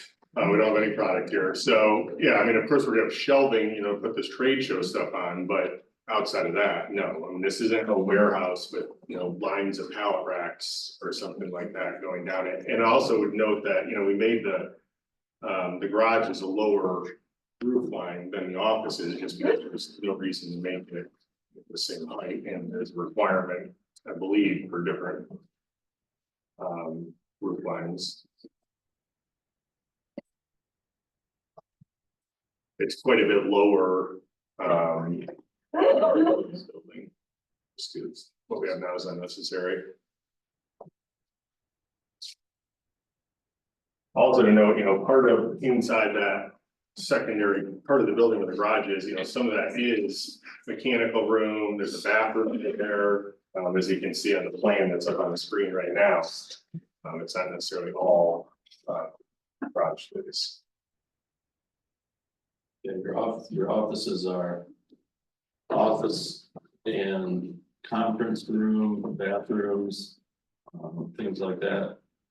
Even in the small office that we work in, there's a large mechanical room that takes up a lot of space.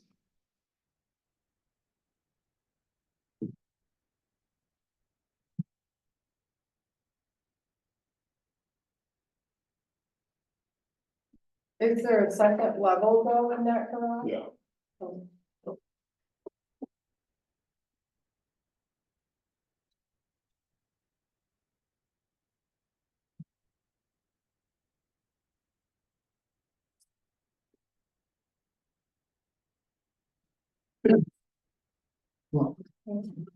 I don't have anything, I don't have anything else. Said my piece. I don't.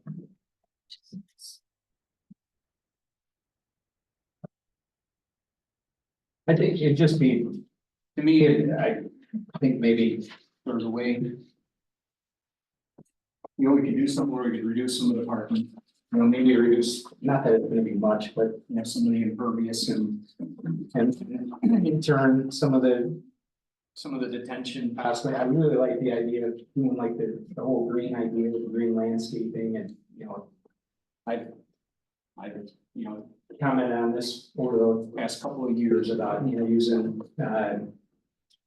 wild, natural native grasses and wildflower, you know, just, you know, incorporating that whole thing where the storm sewer system is. I think that is the intent for these retention basins, that they're not looking for like a lawn type of a thing, it's gonna be native. Right. In the woods type. I mean, it's, with that many trees around, it's hard to grow grass. That's true. And we would prefer, we want to keep it as natural as possible. So. Just something to think about. I think this future building, I know there's a wooded buffer between the existing, but I think that where this one is one of the most narrowest sections of wooded buffer between the homes and the parking lot. So something to take into consideration that it may go ways that, you know, we could find a different spot for it. You know, we're talking about tweaking some things and hopefully we can use engineering magic. Yeah. So that's a more I can really think about.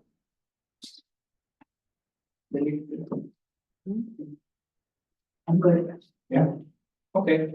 All right, I appreciate you coming in. Yep. I mean, you guys are definitely, you know, working with the community, we're talking about it, we're working through it, I know.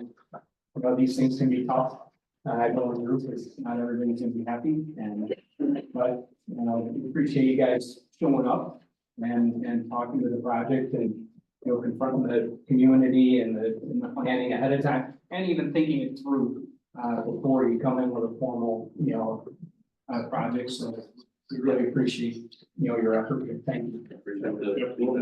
We'll relook at it and Thank you. Thank you. Does anyone want to keep the block though? Jackie might want to see. I'll take it. I'll see if I can get to it. Do you have those? Oh, yeah. Well, Jackie has one, Oh, okay. but that's the brochure. See you now. Yeah. Like we got flexibility with. Oh, so that was SARS. Yeah, you want to go out there. I'm good. Want to keep that? Sure. Let the board see it. I could really, kind of see it, we even have one look. Okay. Okay. Sure. Okay, so at this point, we'll move out of new business and into old business, seeing none. We move into communications, first will be any correspondence, Renee? We just got a letter that Valley Township is gonna be updating their master plan. And, we got a letter that, Who was it? Valley Township. It's in Allegan. And then a letter that the Douglas has their master plan out for review. That's all. Thank you. Any planning commissioner comments? Yes. Is it time that maybe as we look at, our changes in zoning and so forth, that we should revisit our bylaws? And look at some of the things in our bylaws, that, just a general review in the future? Sure, we can look at our bylaws, like our processing and Yes. stuff, yeah, Realizing that process is really important. yeah. Yeah. Yeah, and if anybody wants to take a look at them and notice if there's changes we need to make, that would be great. You can send them to me. Want me to- Morgan, send them to me and I'll take a look at them. Okay. Okay, the other thing about, as you brought up about the master plan for Douglas. Is this township considering, what that means? Is like, are they part of the tri-community master plan, or are they opting out and now there's something's changing? Thank you. I did bring that to Daniel's attention and I know I'll get an update from him, but it was his intention to meet with the manager in both communities to talk about long-term planning. The township is also doing a housing study and a focus that will eventually perhaps provide us some content for updating our master plans. The township board is also going to be doing a strategic planning session. And we'll probably be talking about the master plan in that session as well. Whether, we continue with the prime community plan, maybe that just stays, and then does the township do their own kind of sub area plan almost for the land around the other municipalities? So there's some options there. Well, as you're looking at the date, 2016, Right. coming up on 10 years. Yeah. Okay. I forgot to tell you all, and when you mentioned the bylaws, there is a hope that planning commissioners do some training, on different topics. I know many of you have done training before, but this correspondence came from MTA, Michigan Township Association. They're doing an evening workshop on planning and zoning. There's one in Kalamazoo, so it's not too far from here. And that Kalamazoo one is May 28th. So there is money in the budget for training for planning commissioners. So if you're interested, please email me or Daniel or Morgan and we'll get you registered. I'll probably bring it up at the April meeting too. The item on the April meeting is that Singapore retreat. We did get revised plans for that PUD. That's the one, just here at the corner. Townhomes behind, Oh, yes, on 135. Yeah. You said you have revised plans, are you sending them out? Yes, of course, I'll send a packet out. Closer to that meeting date, that's April 15th. Is there And any movement, and last meeting, we talked about implementing or putting together an ordinance that requires an excavation permit. Oh, yes. Thank you for bringing that up. I have all of those ordinances prepared. They went to Nick Curcio. He is preparing an ordinance to do all of those other cleanup items that were in here, but he preferred to separate them. So that is in the pipeline. Okay, awesome. I do have another comment. In regard, you've given us an update and I thank you, but it's not auto camp anymore, right? I don't know what the name is. Do you know what the name? Is there a new name? Oasis? Oh, Oasis. Wow. And so I wonder if we need to change that because it's not auto camp anymore. Is that correct? We'll change that. Okay, and realizing that, are they up for, we gave them an extension as well, along with Best Buds, it's the same year, same Yeah. time, right? So since Oasis had started, because they got the demo permit, so they're not on the clock anymore. Oh. Okay. But Best Buds, that's where I put the dates for the other two. So Yep. Blue Star has 1 year, so they're up in October. And then Best Buds is up May 20th. I haven't heard from them. Yeah, he's not, he's right where, okay, thank you. Yeah. On the Oasis one though, with the demo permit that was issued, wasn't that building was part of their original plan, though, wasn't it? Mm-hmm. Yeah, the hotel was part of the plan. But they're gonna demo the whole building or? Or is it just gutting the rooms and? I don't know. Do you know? They have to tear off the roof completely and build it back up, and then they're doing internal demo. Oh, Okay. Okay. Yeah. Demo. So the building. Yeah. That's sorry. It actually stayed. Building is staying. Yeah, okay. Thank you. For the most part. Township board report? No, or kind of quiet. We did talk a little bit about the purchase of the parcel on Riverside Drive. Riverside Road, excuse me. It's near the Douglas Cemetery, the basic location. We talked about that. We talked about a little bit about the roundabout. We talked about a lot of things that really don't have a lot of impact on the planning commission process, but one thing, when the recommendation from this planning commission goes to the board can accept it as written, modify it, postpone it, or deny it. So the board has the ultimate decision outcome for any planning commission recommendations.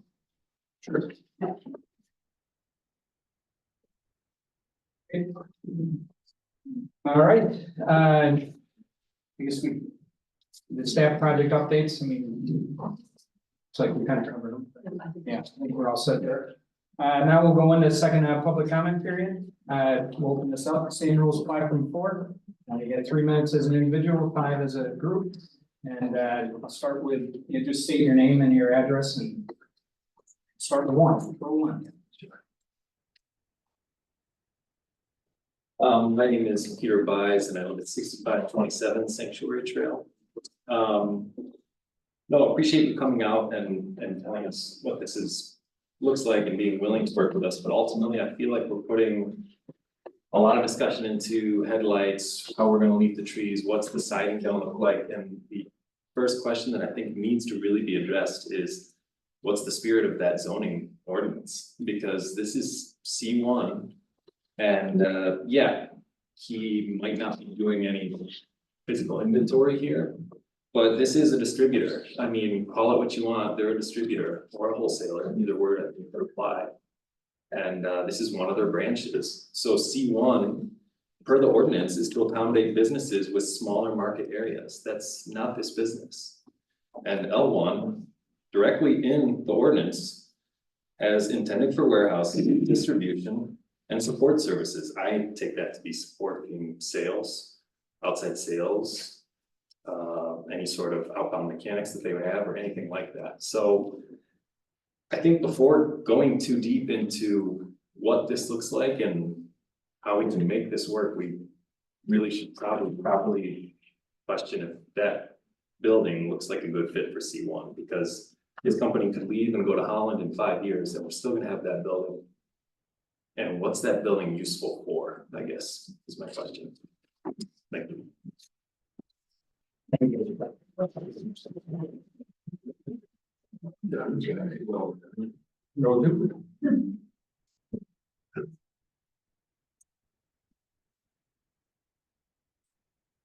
Hi, I'm Maria Belmonte. I'm at 6547 Sanctuary Trail. I'm a part-time resident on Sanctuary Trail.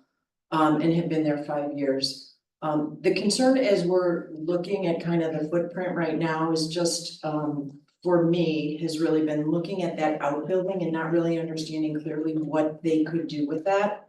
And giving them approval today for something that we don't really understand. Like what the usage is down the road.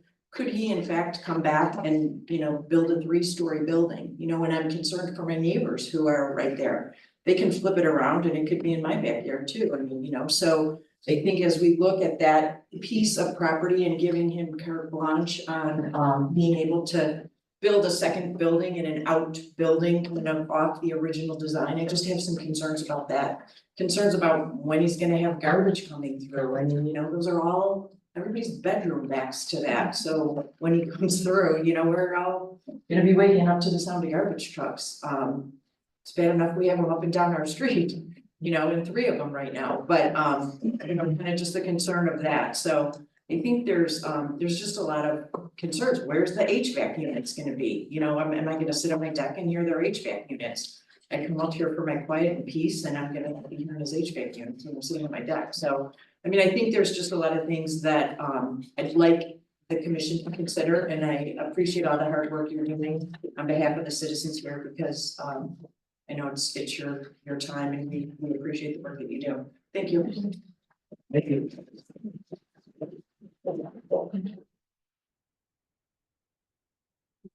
Rogan, yeah, Mike.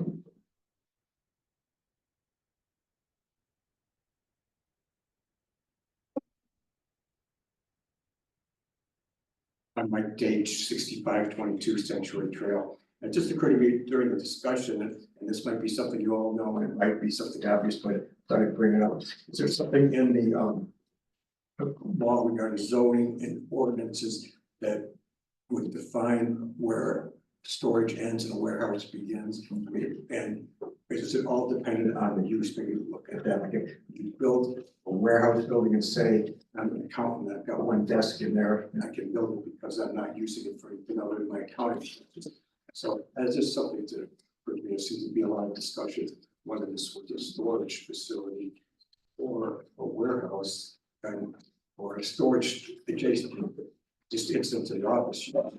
It's maybe it's just some other places or jurisdictions have had this issue with office building with the building next to it. I think it's questionable whether it's an office use or a house use. Thank you. Anyone else?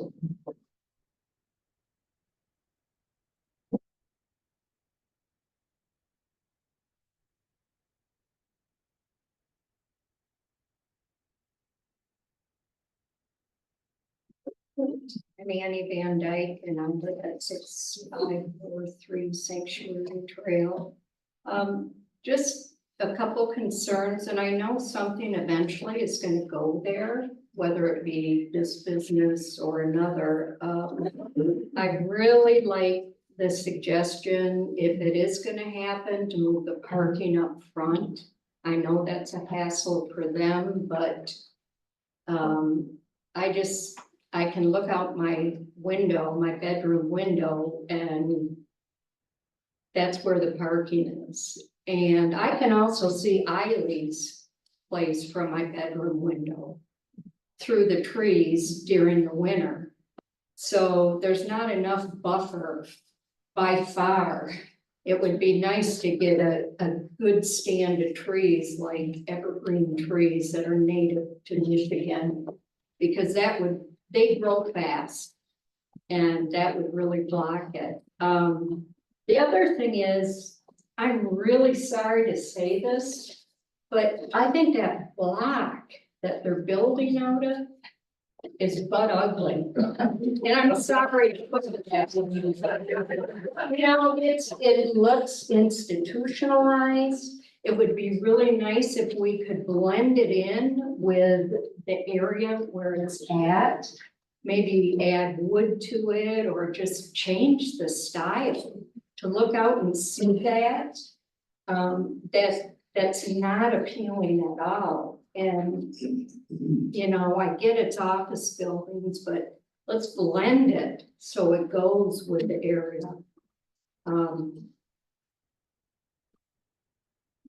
We already feel a little beat up because of auto cancellations or whatever it is. So we're just asking for, you know, to be heard. Thank you. I really do.